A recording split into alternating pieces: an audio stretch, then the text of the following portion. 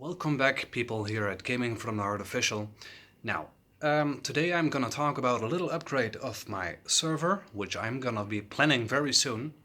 So if you didn't subscribe on my YouTube channel yet, then I would say do it already, so you don't miss that video in the future content, and give this video already a likes. So if you guys know the one video on my YouTube channel called 12 Course Gaming Server Bottleneck Explanation, there I actually already explained a little bit about the 2011 socket, which is not meant for gaming, but somehow very huge programs, databases, or maybe even very aggressive video editing or something like 4K. That's where these CPUs from the 2011 socket are very good for.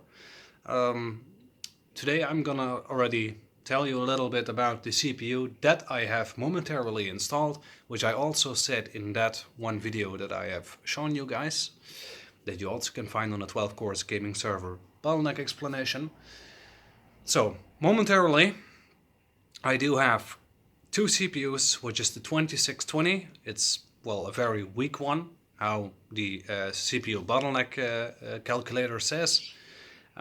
It has only 2 GHz, which is on the very low side, and it has 6 cores each. So that means 12 cores and 24 threads total.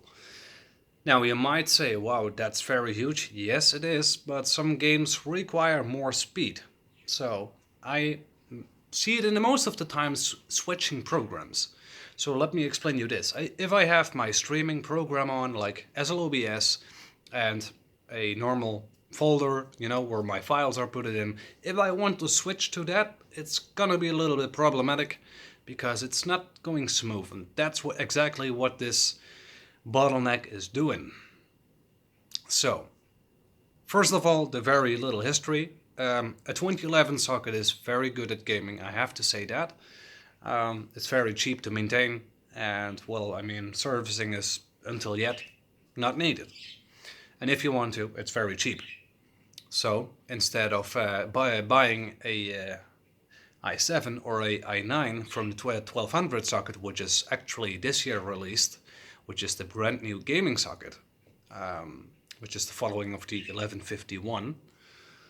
The thing what I'm gonna talk about here today is a little upgrade that I have planned out.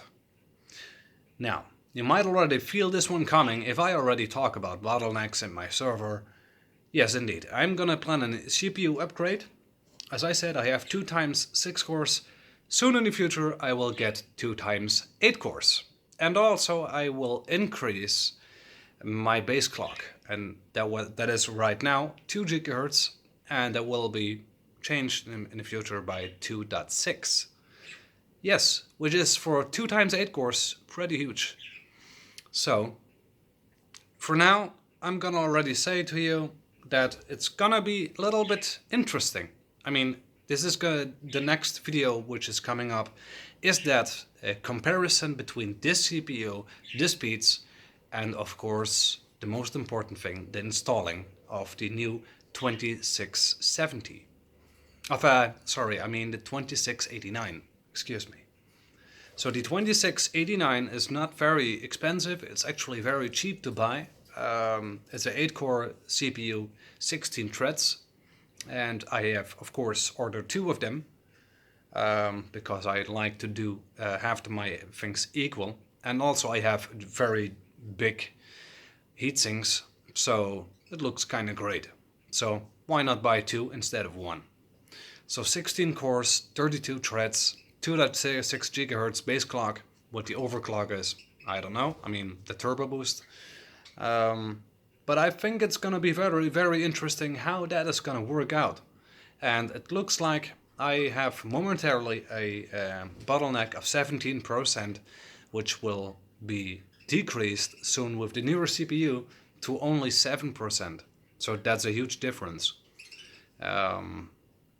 So for now, I only can tell you this. Wait for the next video that is coming up very soon.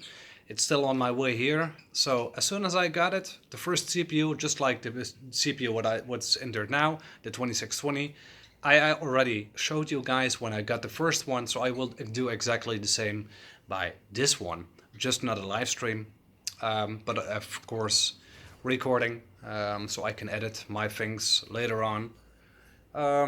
So yeah, I mean, that's kind of it. It's gonna be a very nice comparison, I guess, with 2620 and the 2689.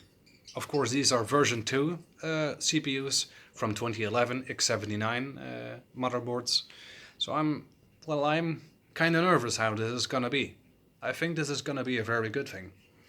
At least I'm not having bottlenecks anymore. I can play my games without trouble. Well, I run it already without trouble, but I can play every game on Ultra without reaching 60% of my CPU currently.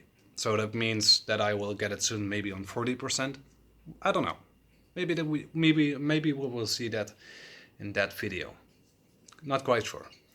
Anyways, guys, if you want to see that next video, which is coming up very soon, the comparison from the 2620 and the 2689, and of course, how this is going to be in performance, then I say to you, subscribe to my YouTube channel, like this video, and people, then when this was the end of the video, I say, this was Gaming from the Heart Official. I'm gonna sign out. See you guys in the next video.